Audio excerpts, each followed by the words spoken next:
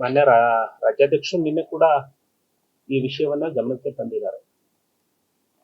ವಿಶೇಷವಾಗಿ ಬಂಜಾರ ಸಮಾಜಕ್ಕೆ ಈ ಸರ್ಕಾರದಲ್ಲಿ ಬಹಳ ದೊಡ್ಡ ಅನ್ಯಾಯ ಆಗಿದೆ. ಒಬ್ಬರೇ ಒಬ್ರು ಶಾಸಕರು ಗೆದ್ದಿದ್ರು, ರುದ್ರಪ್ಪ ಲಮಾಣಿ. ಕ್ಯಾಬಿನೆಟ್ ನಲ್ಲಿ ನೀವು ಹಿಂದಿನ ಇತಿಹಾಸವನ್ನ ನೋಡ್ತಾ ಬಂದ್ರೆ ಬಂಜಾರ ಸಮುದಾಯದ ಒಬ್ಬನೇ ಒಬ್ಬ ಸಚಿವ ಇಲ್ಲದೆ ಇರೋ ಕ್ಯಾಬಿನೆಟ್ ಇದು ಮಾತ್ರ. ಒಬ್ಬರೇ ಗೆದ್ದಿದ್ರು ರುದ್ರಪ್ಪ ಲಮಾಣಿ.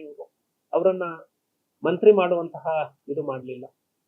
ಅದೇ ರೀತಿ ತಮ್ಮ ಸಮಾಜಕ್ಕೆ ಏನು ಅನ್ಯಾಯ ಆಗಿದೆ ಅಂತ ಹೇಳಿ ಹೋರಾಟವನ್ನ ಮಾಡಿದ್ದಾರೆ. ಅವರ ಮೇಲೆ ಕೇಸುಗಳನ್ನ ಹಾಕಿ ಅರೆಸ್ಟ್ ಮಾಡುವಂಥದ್ದು ಈಗಲೂ ನಡೀತಾ ಇದೆ.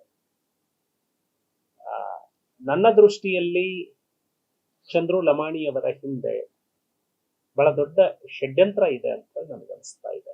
ಅಲ್ಲ, ಇದ್ರ ಬಗ್ಗೆ ತನಿಖೆ ನಡೀತಾ ಇದೆ, ತನಿಖೆ ಆಗಲಿ. ನಾವು ಯಾವೆಲ್ಲ ವಿಷಯಗಳನ್ನ ಎತ್ಕೊಳ್ತೀವಿ, ಕಾಂಗ್ರೆಸ್ಸಿನ ಟೂಲ್ ಕಿಟ್, ಕಾಂಗ್ರೆಸ್ ಯಾವ ಮಟ್ಟಕ್ಕೆ ಇಳಿದು ಬಿಟ್ಟಿದೆ ಅಂತ ಹೇಳಿದ್ರೆ, ಇನ್ನೂ ಸ್ವಲ್ಪ ದಿನಗಳು ಹೋಗ್ಲಿ, ತಮ್ಮ ಮೇಲೆ ಬರುವ ಆರೋಪಗಳನ್ನ ಮುಚ್ಚಿಟ್ಟುಕೊಳ್ಳೋ ಒಂದೇ ಒಂದು ಕಾರಣಕ್ಕಾಗಿ ಅಮಾಯಕರನ್ನ ಅರೆಸ್ಟ್ ಮಾಡ್ಬಿಡೋದು.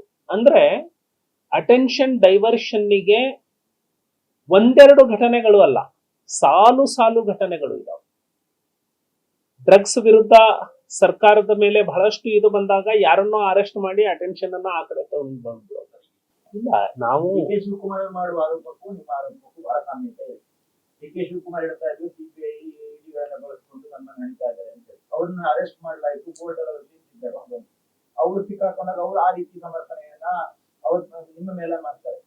ಈಗ ನೀವು ಚಂದ್ರಲಮಾಣಿ ಸಿಕ್ಕಾಕೊಂಡಿದ್ದಾರೆ, ನೀವು ಹೇಳ್ತಾ ಇದ್ರಿ ಇಲ್ಲ ಷಡ್ಯಂತ್ರ ಆಗಿಲ್ಲ ಅಂತ ನಾವು ಹೇಳ್ತಾ ಇಲ್ಲ, ಆಗಿರಬಹುದು. ಆದ್ರೆ ಈ ವ್ಯಕ್ತಿ ಹಣವನ್ನು ತೆಗೆದುಕೊಂಡು ಸತ್ಯವೋ ಸುಳ್ಳು?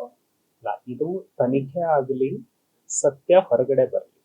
ತಪ್ಪು ಯಾರೇ ಮಾಡಿದ್ರು ಕೂಡ ತಪ್ಪೇ, ಅದರಲ್ಲಿ ಎರಡನೇದಿಲ್ಲ. ಪಕ್ಷವೂ ಕೂಡ ವರಿಷ್ಠರು ಇದನ್ನೆಲ್ಲವನ್ನ ಗಮನಿಸ್ತಾರೆ.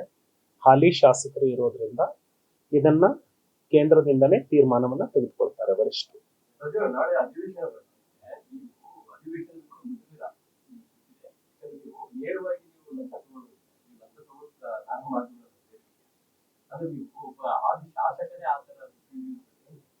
ಇಲ್ಲ, ಒಂದು ನಿಜಕ್ಕೂ ಯಾರು ತಪ್ಪು ಮಾಡಿದ್ರು ಕೂಡ ತಪ್ಪೆ. ಇವತ್ತಿನ ವ್ಯವಸ್ಥೆಯಲ್ಲಿ ಯಾರನ್ನೂ ಕೂಡ ಇದು ಮಾಡ್ಕೊಳ್ಳಿಕ್ಕೆ ಭಾರತೀಯ ಜನತಾ ಪಕ್ಷ ಯಾವತ್ತಿಗೂ ಸಿದ್ಧ ಇಲ್ಲ. ಆದ್ರೆ ದುರುದ್ದೇಶ ಪೂರ್ವಕವಾಗಿ ಇವರನ್ನ ಹೀಗೆ ಮಾಡಬೇಕು ಅಂತ ಹೇಳಿ ಮಾಡಿಸಿರುವುದಕ್ಕೆ ಬಲಿಪಶು ಆಗಿದ್ದಾರಾ ಅಥವಾ ನಿಜವಾಗಿ ಇದ್ದಾರಾ, ಅದು ತನಿಖೆಯಿಂದ ಹೊರಗಡೆ ಬರಲಿ.